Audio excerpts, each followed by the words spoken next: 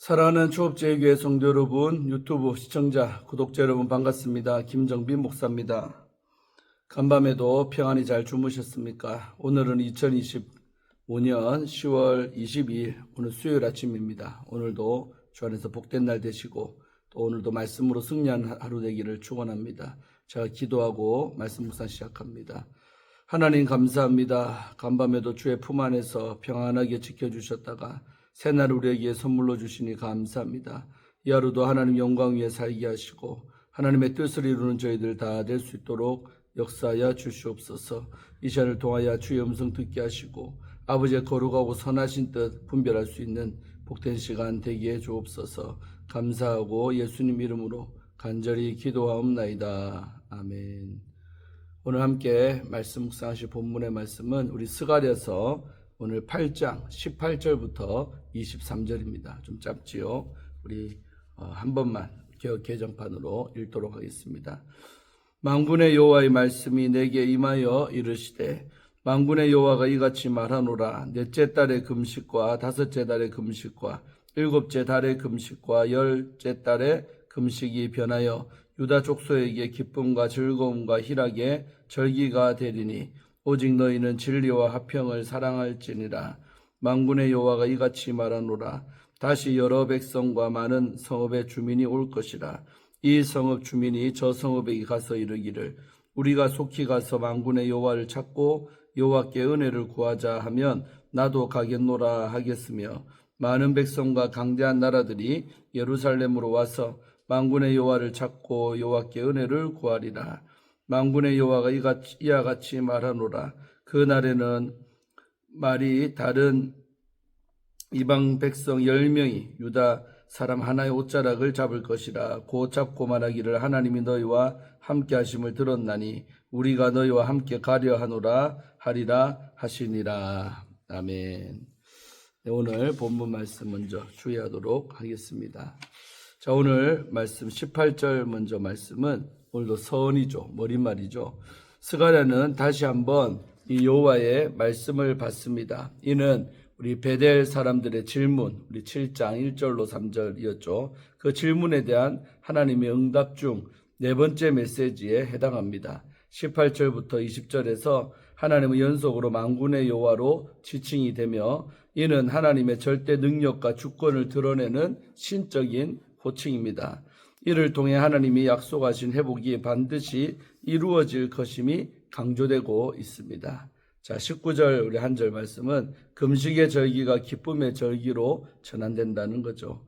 여호와께서는 네 번째이자 마지막 메시지에서 금식에 대해서 말씀을 하십니다.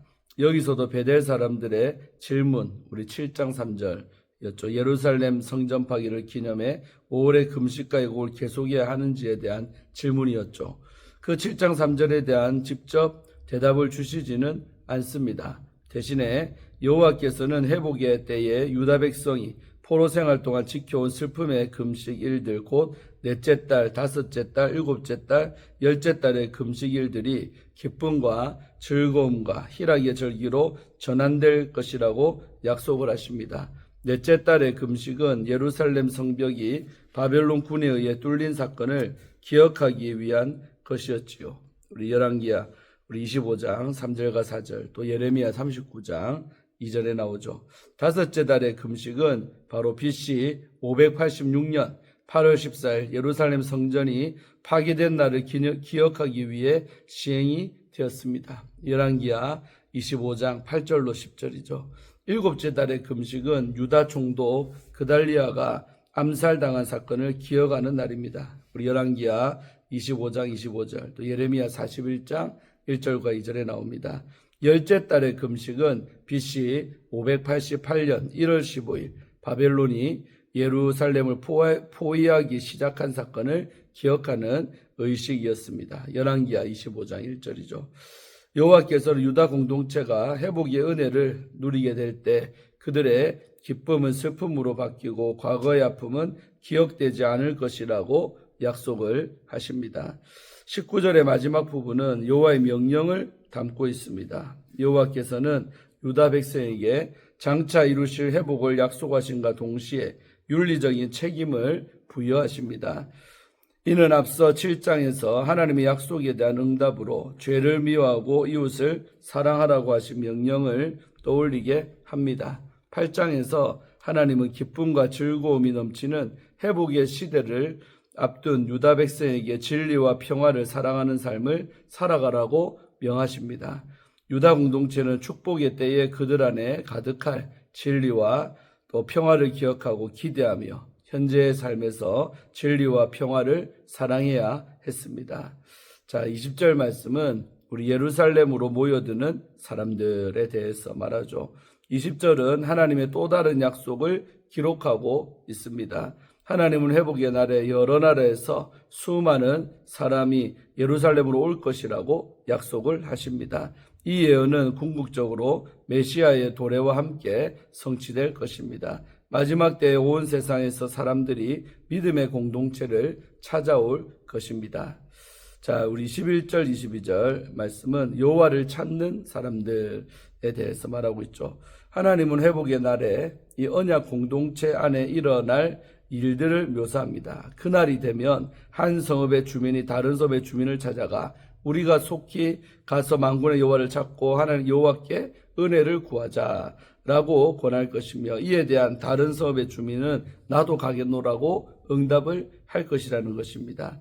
또한 여호와께서는 온 세계의 민족과 강대한 나라들이 예루살렘으로 올라와 만군의 여호와께 경배하고 그에게 은혜를 구할 것이라고 말씀을 하십니다. 여호와께서 유다를 축복하시는 날에 예루살렘은 세계의 중심지가 될 것이며 세계 곳곳의 사람들은 자발적으로 예루살렘에 모일 것입니다. 이러한 현상은 단순히 지리적인 이동을 넘어 영적 변화를 상징합니다. 하나님과 관계없이 살아갔던 많은 이방인이 유다 공동체의 주이신 여호와를 열정적으로 찾고 예배하며 기도할 것입니다. 그때 예루살렘은 하나님을 섬기는 모든 민족의 중심지가 될 것입니다. 이 같은 광범위한 회복에 대한 말씀은 우리 하나님이 아브라함에 주셨던 약속을 떠올리게 하죠. 내가 너로 큰 민족을 이루고 내게 복을 주어 내 이름을 창대하게 하리니 너는 복이 될지라. 너를 축복한 자에게 내가 복을 내리고 너를 저주하는 자에게는 내가 저주하리니 땅의 모든 족속이 너로 말미암아 복으로 될 것이니라. 창세기 12장 2절에서 3절의 약속의 축복의 말씀이었죠. 자, 우리 23절 마지막 한 절은 언약 백성과 함께하는 이방 백성에 대해서 말합니다. 여호와 하나님은 다시 한번 유다 백성이 회복의 은혜를 누리는 때에 일어날 일들을 묘사하십니다. 그날에는 언어가 다른 10명의 외국인이 유다 사람 하나의 옷자락을 붙들며 말할 것입니다. 하나님이 너희와 함께 하심을 들었나니 우리가 너희와 함께 가려 하노라. 구약 성경에서 숫자 10은 종종 전체 또는 가득함을 의미합니다. 우리 창세기 31장 7절 또 사무엘상 1장 8절에 나옵니다. 그러므로 본문은 유다 모든 열방이 유다 사람이 누리는 축복을 함께 누리기 위해 애쓸 것임을 표현합니다. 그리고 유다 사람이 옷자락을 붙잡는 행위는 언약 백성과 연합을 요청하는 이방 백성의 겸손하고 또 진지한 자세를 표현합니다. 복의 시대의 여러 나라의 사람들은 하나님의 임재를 누리며 살아가는 언약 백성에게 큰 관심을 가질 것입니다. 그리고 언약 백성을 찾아와 여호와 하나님께 연결되기를 간구할 것입니다. 비슷한 예언이 이사야 45장 14절에 기록되어 있습니다. 여호와께서 이같이 말씀하시되 애굽의 소득과 구스가 무역한 것과 스바의 장대한 남자들이 내게로 건너와서 내게 속할 것이요 그들이 너를 따를 것이라. 사슬에 매여 건너와서 내게 굴복하고 간구하기를 하나님이 과연 내게 계시고 그 외에는 다른 하나님이 없다 하리라. 23절의 예언은 예수 그리스도의 초림과 교회의 탄생과 함께 부분적으로 이미 성취가 되었죠. 우리 사도행전 2장 5절로 11절 말씀. 그러나 이 예언은 그리스도의 재림과 함께 최종적으로 성취될 것입니다. 베델 사람들의 질문에 대한 하나님의 응답은 유다 공동체의 회복이 단지 내적인 부흥에 그치지 않고 세상의 빛으로서 역할을 회복하는 것을 포함한다는 사실을 계시하며 마무리가 됩니다. 자, 오늘 주에는 이렇게 마치고요. 오늘 기쁨의 회복, 열방의 소망으로라는 주제를 갖고 함께 하나님 말씀 또 나누기로 원합니다. 사랑하는 성도 여러분, 하나님은 우리를 회복시키시며 기쁨의 잔치로 초대하십니다. 오늘 본문은 금식의 슬픔이 기쁨의 축제로 변하는 하나님의 은혜와 회복의 메시지를 전합니다. 이 말씀을 통해 우리는 하나님이 주시는 회복의 약속과 구원의 비전을 볼 수가 있습니다. 그렇다면 하나님 언약 안에 사는 우리는 어떤 자세를 가져야 할까요? 첫째로 우리는 슬픔을 기쁨으로 바꾸신 하나님의 은혜로운 역사를 기억해야 할 줄로 믿습니다. 하나님은 7장에서 금식의 참된 의미가 무엇인지 물으셨습니다. 유다의 금식은 그들의 잘못을 회개하고 하나님의 은혜를 구하기 위한 금식이 아니었습니다. 자신의 처지를 비관하여 애통하는 마음을 해소하는 의식일 뿐이었습니다. 오늘 본문 19절에서 언급되는 네 번의 금식은 예루살렘의 멸망과 연관된 사건을 기념한 날들이었습니다. 과거의 아픔과 심판은 이제 은혜의 기억으로 바뀌고 하나님의 백성은 다시 기쁨으로 하나님 앞에 서게 됩니다. 사랑하는 성도 여러분, 하나님이 유다에게 베푸신 은혜는 단지 과거의 역사에 머무르지 않고 오늘 우리의 삶의 아픔과 상실 속에서도 동일하게 역사하십니다. 하나님은 우리의 상처를 치유하시고 절망을 소망으로 바꾸시는 좋으신 하나님이시죠. 슬픔을 기쁨으로 바꾸시는 하나님을 기억하며 우리 삶을 은혜로 채우실 하나님과 동행하는 성도가 되기를 소원합니다. 둘째로 우리는 언약적 사랑으로 살아가야 합니다. 하나님은 우리에게 형식적인 종교행위나 감정적 반응을 원하지 않습니다. 19절 후반부 오직 너희는 진리와 화평을 사랑할지니라는 말씀은 언약 백성으로서 지켜야 할 삶의 본질을 가르쳐주는 말씀입니다. 성경에서 사랑은 단순한 감정적 표현이 아닌 행동으로 이어집니다. 하나님은 이스라엘을 사랑하셔서 그들을 잊지 않으시고 구원하셨습니다. 하나님은 세상을 사랑하셔서 독생자 예수님을 이 땅에 보내셨습니다.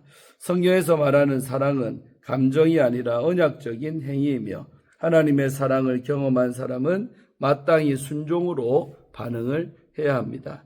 따라서 우리는 진리를 따라 이웃과의 관계에서 화평을 이루어야 합니다.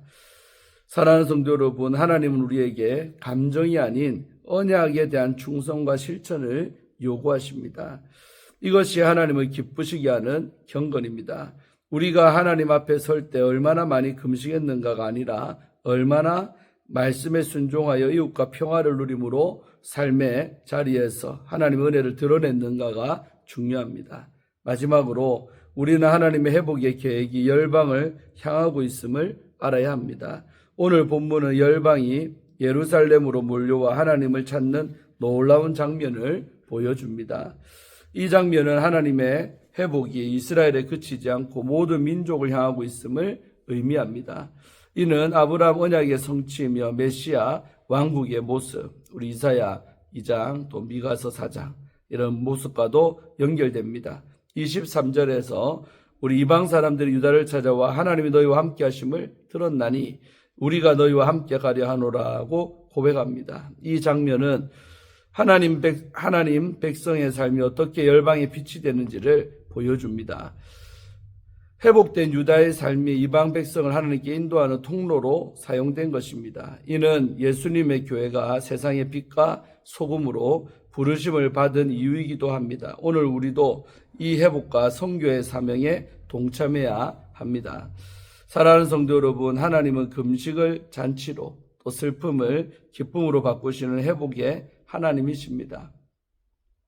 우리는 이 은혜를 기억하며 진리와 화평을 사랑하는 언약 백성으로 살아야 합니다. 그리고 열방을 향한 하나님의 선교 사명에 동참해야 합니다. 회복은 단지 개인의 치유에 그치지 않고 공동체를 넘어 열방에까지 확장되는 하나님이 일하심입니다. 우리의 삶이 하나님의 회복과 구원의 도구로 쓰임받기를 소원합니다. 과거의 상처에서 벗어나 회복의 주님을 신뢰하시기를 바랍니다. 기쁨과 소망으로 인생을 바꾸실 주님을 바라보며 진리와 화평을 따르는 우리 모두가 되기를 간절히 소원합니다. 네, 이상으로 오늘 큐티를 마칩니다. 자, 오늘 말씀 너무나 은혜가 되지 않습니까? 그래서 오늘 주제도 회복입니다. 정말 이런 날들이 우리 삶 가운데도 늘 오기를 기도하며 또 희망 가운데 살아가는 우리 조업제일교회 모든 성도님들, 유튜브 성도님들 되기를 바랍니다. 자, 기도하고 오늘의 말씀 묵상을 마칩니다. 하나님 아버지 고맙고 감사합니다. 오늘 이 아침에도 스가랴서 말씀을 묵상하며 또 희망의 하나님을 봅니다. 아버지 하나님, 참으로 절망이 있다면 또 희망이 있습니다. 아버지, 절망 가운데서도 낙심하지 아니하고 하나님의 언약의 말씀을 붙들고 살아갈 때에, 때가 될 때에 하나님께서 회복으로 이끄시고 많은 자들이 찾아오게 되는 역사가 있을 것이다 라고 성경은 말하고 있습니다. 아버지, 우리도 그 날을 소망하며 늘 인내하며 기다리며 잘 인내하며 살아갈 수 있는 은혜를 베풀어 주옵소서. 오늘 하루도 이 말씀 마음판에 새기고 잘 지내는 우리 모든 성도님들 될 줄로 믿습니다. 영광받아 주옵소서. 예수님 이름으로 간절히 축복하며 기도하옵나이다. 아멘. 할렐루야. 좋은 하루 되시고 오늘 저녁에는 수예배가 있습니다. 또 예배당에 나오셔서 함께 수예배로 은혜 받기를 원합니다. 샬롬. 내일 아침에 또 뵙겠습니다.